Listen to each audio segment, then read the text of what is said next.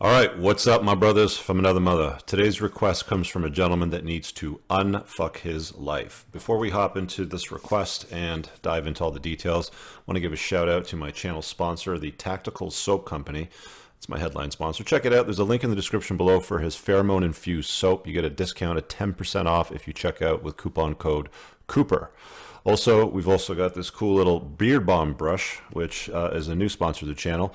And there is a link in that description as well beneath that for a coupon code Beards in Cars. You brush this little bad boy into your beard and it applies and brushes your beard at the same time. Cool little product. Check it out. Let's hop in today's video. All right, so this request comes from a gentleman in Eastern Europe, and he starts, and it's fairly long. It came out 3 pages long. So what I did was I tried to highlight the main points just to make sure that this doesn't take me 40 minutes to go through. So the too long didn't read version, I've read it all, by the way, but the TLDR version is: government legislation and lobbying killed the sector he was in his business. He got sued, bankrupted, heartbroken, discovered red pill philosophy, and started a rebound, but needs some guidance and wisdom on how to go about rebranding himself. He's currently 35, so just to kind of frame it, lives in Eastern Europe, he's 35. Had a 10-year relationship with his wife. They're living together for about 9. The first 3 years of living together due to business. He was traveling 90% of the time, coming back over the weekend. So he decides to do the right thing and be a man and figures out a way to stay home. So he transforms, stops traveling all over Europe, and he becomes a family guy in a comfortable life. Moving on. He is, more frame behind him. I'm a locally renowned photographer as a hobby, a rookie pilot, minor politician. Women find me physically attractive. I did make a lot of money back when he was 30-ish, but squandered it all on a string of failed investments. So again, we're 5 years later, he's about 35. I highlighted this, and you probably didn't notice this, but he says, I found the niche that he's good in, and he's good at finding niches as an entrepreneur. And that's an incredibly important skill because there's a lot of people that come along and go, oh, well, I want to be a business owner, and they open up a dry cleaning company. Well, that's not that innovative, okay? That's not that new. You know, a dry cleaning company that cleans doggy clothes, that would be more of a niche sort of thing. So I think it's incredibly important as an entrepreneur to recognize what your skills are. And I don't know if you recognize it there, but I want to highlight it to mention it. Let me keep carrying on. His market was collapsing one by one. Customers started to go bankrupt. Now, this is due to the business environment changing with the government lobbying basically against his industry because of huge super utility monopolies. If you've watched my channel for a while, you probably already know this, but it's worth re-mentioning because he did say it towards the top. My own business, like I went through this about five years ago or so, maybe about 6 years, where my debt relief business was basically challenged in a certain way with new policy legislation introduced by the government via banks and credit card companies. Because we saved people so much money, they wanted to change that. They were successful, and it pretty much bankrupted my entire industry with the exception of a couple of companies which figured out a way to work, mine including. So I understand exactly what he's gone through here. You can bust your ass off as an entrepreneur, you know, blood, sweat, and tears and all that stuff, and you could put in 5, 10, 15 years of hard work only to find out that competitors that have extremely deep pockets can go and influence policy to basically put your industry out of business. So it happens. It's one of the risks of being an entrepreneur. So he says the market was collapsing one by one. Customers started to lose belief in me, my abilities in the future of my business. I felt like a slave to my own business. I was starting to get unhappy. Me and my wife drifted apart until total emotional disconnection and having no sex for a year. This here, guys, when you start losing your place, your value as a man, that's, you know, kind of ties into Brevolt's law. Like, you're only as useful to a woman so long as you're useful. So you have to continue to display competency and resourcefulness in the world on the sexual marketplace for your woman to look up at you. She needs to look up at you for an LTR or a marriage to last over a long period of time. You cannot crash and burn over and over again, which it sounds like this is what this guy was doing from his from 30 on to about 35, having a bit of a roller coaster ride. So at home, my wife is giving me the silent treatment. I was doing extra effort with chores. We call that chore play. I think Rollo wrote a blog on that, so you can search that. She was browbeating me and trying to stop me from doing my hobbies like photography, for instance. I was a model blue pillar. I was super unhappy, unfulfilled, felt stuck in life, and I couldn't even understand why. He accidentally runs into an old crush. She was beautiful, a broke minor singer. His wife is a doctor, and she had studied psychology and was supporting herself as a nanny. She was also elder of 2 sisters from a divorced family, classical daddy issues, neurotic mother. She was 32, high virtues, high drama, vacillator love style. I'm a pleaser love style. She was bisexual, very much into kinky sex. Well, who wouldn't be, right? And my wife was pure vanilla. Also, they weren't banging too, he says. So, then he goes on to say she was in an open relationship with another musician with a man of 20, I don't know if that's 28 years or with him for 28 years, but anyway. So he falls in love extremely quick. Oh, I'm in love. Flutter. She said I was her crush too. Here we go. She was the man of her, she said I was the man of her dreams and that she was waiting for me all her life. See, we've said this before, guys. Men love, in the romantic ways that we've been told that we're supposed to love. Women love opportunistically, meaning like, what have you done for me lately, or what can you do for me over a longer term?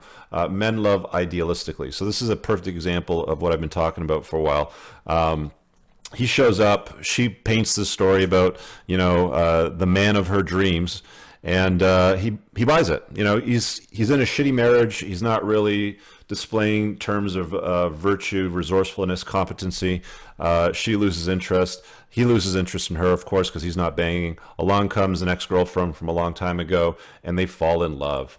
So he believes her. With the enormous emotional black hole he was in, desperately to feel needed and loved, at least in the beginning. And by the way, what I'll do is I'll copy and paste this entire thing in the description in case you want to read it all for some more frame. But I want to skip through much of it because it's 3 pages long. So he decides to move in with this woman. She agrees, and he's in. Almost immediately, the shit test started. So he leaves his wife. But, I don't think he's left his wife at this point. So he's separated from his wife down over here. So he's starting to date her, and the shit tests start. I wasn't even understanding why they were coming, why they were happening, or how I should be reacting. See, women shit test you to basically see if you're worth their while, if you're competent, if you're resourceful, if you're able to be a man. If you're the masculine guy that she's hoping that you are. It doesn't matter that a woman says that you're the man of her dreams. She's still going to shit test you. Every guy, even at the point of the man of her dreams, is always going to get shit tested many years down the road, pretty much for the rest of his life. It's just a reality of the sexual marketplace. Get used to it. It is what it is, right? So he's living why they're happening and how I should be reacting. He says, I was reacting extremely emotionally, constantly. What following were about 2 months worth of heavy drama involving her breaking up with me several times, sleeping with the other guy, blocking me on social media, then reconnecting, then rinse and repeat. All the while I was contemplating whether or not I should leave my wife. So what does he do? He leaves the wife. He leaves the doctor for the shit testing, bisexual, I'm banging my ex-girlfriend, nobody, basically. Bad move, in my opinion. I couldn't, now, I wasn't married to your wife, so who am I to really say that she was a better person? But she sounded like a better pick between the two, if I'm being honest. At this point, my friend, boils down to you. You keep applying the same common denominator to every single fractional equation, you're going to get a very similar result. But here we go. You couldn't work, couldn't sleep, lost 10 kilograms. So when you leave the wife, all things start to fall apart some more. You're doing therapy, wasn't helping. At the end of the day, you gathered enough bravery to leave the wife. As I separated from my wife, almost immediately moving into your lover's apartment, who was shit testing you constantly. Okay. Now keep in mind, this guy's a father of a child too, which we'll get down towards the bottom because he asked about parenting as well. I was trying to keep the reason for leaving my wife hidden from the world. I was lying to everybody. After finally getting together, we were set on building a new family together. We were happy and content for a full honeymoon with crazy sex. Yeah, crazy sex solves everything on a short-term basis, doesn't it?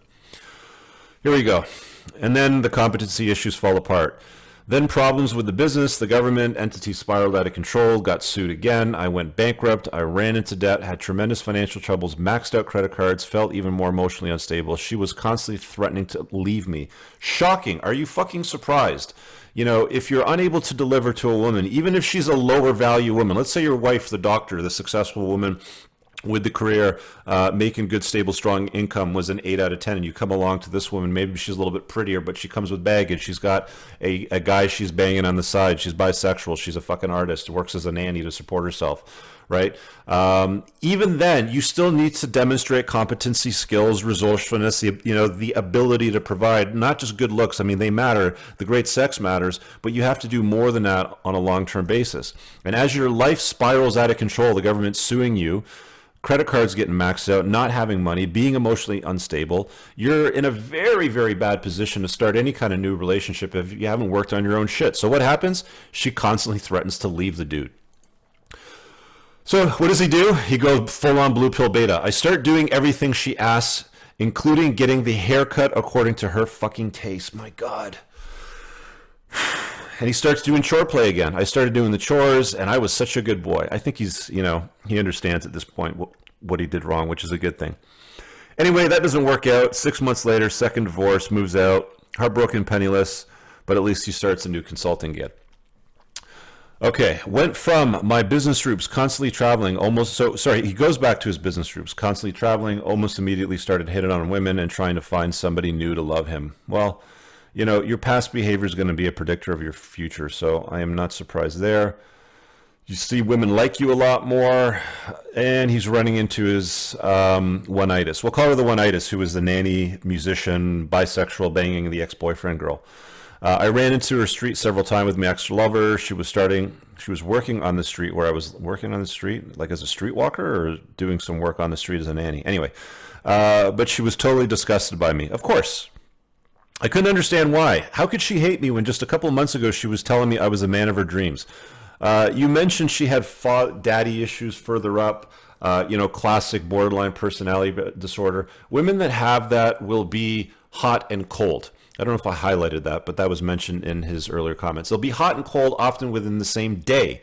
So you start having the crazy sex with a borderline woman, yes, of course, she'll be hot and warm and you're the man of her dreams. But as soon as you're unable to provide, provision, protect, for example, you're useless. She's going to be disgusted by you, of course. Of course she's going to be disappointed. So he's crying, he's begging after angry rants. She admitted she was seeing her old musician boyfriend. Shocking, right? She had supposedly left for me behind my back, blah, blah, blah. She blocks him again. Okay.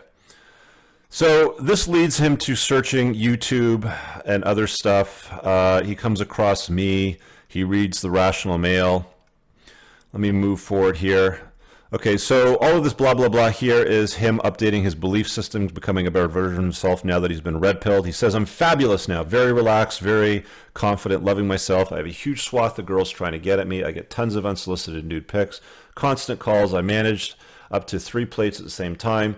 I managed to fulfill almost all sexual fantasies I've ever had, even some stuff I couldn't even imagine I would do. At the end of the day, having so many girlfriends and partying so much, apart from giving me huge bags under my eyes, was keeping me away from working on myself. Yeah, no guff, dude.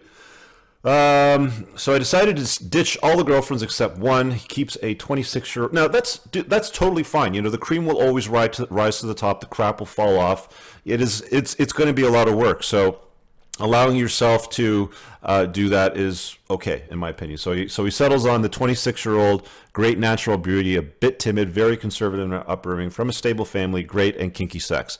Sounds like a pretty good combo, right? Doesn't sound like she has daddy issues. Okay, so let's get into the main points here that I bolded red. After giving you this long expose, which I call the short version of this story, we're at 13 minutes already. Okay. There are some other interesting aspects. Given me tried to find my father, finding my ex-wife had an affair at the same time before we split up, or relationships with my parents. Okay, we'll leave that part out. And here he goes asking for the advice. The trial with the government entity just started. It's not going very well. There are signs of corruption and will most likely lose it.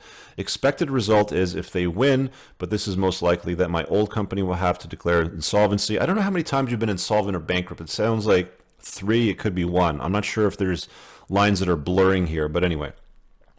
But if you go bankrupt, it will ban you from being a C-level officer again. So what that means, for those of you that don't understand, CEO, CTO, CIO, CFO, anything that's chief executive something in a company, he can't hold that title or position if he goes bankrupt in his company. That's the local law. Although I've started making money again, I haven't really made a dent in my debt situation. A lot of blah, blah, blah. He's talking about some more books that he's read. Okay, I'm an entrepreneur and I'm only happy as an entrepreneur. Good. My concern is that being banned from C-level suite will be a huge problem for somebody like me. There are ways to circumvent it, although severely handicapped. Probably VC capital will be impossible for me in the future. So I don't know why you're so concerned about the C-level bullshit. Like me running Entrepreneurs in Cars, the channel, the men's community, my speaking work, my coaching work. I'm writing a book right now. I don't have to be labeled as a CEO, CTO, CI, whatever the fuck you want to call it. I can be whoever I want, as far as, you know, the government's concerned when it comes to reporting the status of my business. I could put myself as a janitor. Who cares? I'm not really sure why that C title is significant. I don't know if you have to slap a C title on the founder of a business or not. Them prohibiting you from starting up a business if you go bankrupt and forcing a C title on you sounds utterly fucking retarded. I would just leave that country if that's the case and just go work somewhere else remotely. But you have a child as well, so let's take a look at the rest of this in a second. I've given you the whole story and have to ask you, given you the content, what advice would you share in regards to reinventing and rebuilding myself? Let's start with that. What advice would I give in regards to reinventing and rebuilding yourself? Well, first of all, understand that you're your own biggest fucking enemy. You've made some really bad choices in your life that you need to take ownership for. You've run yourself very poorly. You let yourself roller coaster is one of the things that you need to do in the reinvention and rebuilding of yourself. What you're good at is seeking out niches. What you're good at is obviously reinventing yourself, because you've done it a few times, it sounds like. You know, you've won, you've lost, you've made some money, you've lost some money. But with that being said, how would I advise you to proceed further in regards to women, business, and securing your financial future? Let's deal with each one separately. Women, do not fucking live with women, wife up women, or any of that bullshit. You clearly got one-itis. I don't know if you'll still get it again now that you've been red-pilled. But the point being is, you are the common denominator in many of the failures that you've had with women. Yes, women, you know, behave in a certain fashion and they have to suppress their hypergamous nature. You have to suppress your desire to want to spread seed, for example. But with respects to women, you don't fucking understand them. Do not live with them. Do not fucking wife them up at all. You need to basically get to a point where you understand female nature before you start interacting on a more in-depth basis. You also have to work on yourself too. You're saying proceed further with respects to women, business, and securing your financial future. A big part of this that you're missing is, what about you, dude? What about you taking ownership for the shitty choices you've made in the past? That's a very, very important component of that. I've already talked about business a little bit with the C level, and you know, you can still run a business pretty much from anywhere in the world. I'm not sure why you're limiting yourself to, you know, C level titles. I didn't get clarity from reading what you wrote there, but I hope that makes sense and you can kind of read those lines. And securing your financial future. Securing your financial future is making FU money. That's all it is. Every guy, by the time they get to 40, I'll say it again, should be a millionaire. And a few years later, within about 5 to 10 years, should be a multimillionaire. Figure out how to do that shit. I think you know how to do it because you've done it before. It's just you need to not squander away the money and do dumb shit. And certainly don't fuck it up on, you know, letting women destroy your life. I'm not saying women are destroying your life, but as a direct consequence of you not understanding how to interact with women, that's how your life is not getting better. A woman should be a complement to your life. She should be the frosting on the cake, the little cherry that goes on top. She should complement your life. And you're allowing yourself to get into environments like when you left your marriage to live with your one-night girlfriend, bisexual, crazy in the bed, crazy in the head chick. You didn't trade up. I mean, it sounds like you traded down. I mean, you probably traded up in the bedroom. Obviously, you traded up in the bedroom because you and your wife weren't having sex. But can you blame your wife for not being enthusiastically wanting to jump your bones if you're failing at your business and your life, right? I mean, there's something there. You got to look at that part. What advice would you give to me as a divorced father of a daughter? And what advice would you give in regards to handling relationships with non-cooperating ex-wife so a father can be with his daughter? Fuck, that's a long video. I have lots of videos on that. So on the top right of the screen, I'll put a card up for my divorce playlist. You should watch those videos or book a one-on-one call if you really want to get into it and in depth, because I've been running this for about 20 minutes now. And divorced father of a daughter, you need to basically show her what a fucking man is. You want to be the man to her that she finds later on in life as she gets into her, when she leaves the home, because she's 3 right now, according to what you said. So you've got to demonstrate masculine, virtuous skills, strength, competency, things like that, resourcefulness, courage, honor, those things. You're not doing a lot of that because you're bouncing back and forth between chicks. You're making them the focus of your life when you need to be your own mental point of origin. I hope this helps. I really do. I'm not trying to be a dick here in this video, but sometimes you got to call things like they are. If you want to make a request, gentlemen, stuck on something, sponsor a video topic below. $100, your name, your email. Step 2 is on completion of payment. You describe what it is that you're stuck on, and I'll record a response for you. Guys, if anybody has any feedback to this request, post a comment below, share your experience. My men's community is open for strong, virtuous men that are working on becoming a better version of themselves. It's not for bitchy, whiny sort of men. This is for guys that are willing to do the work. Card is on the top right. Check that out. See you guys in the next video. Peace.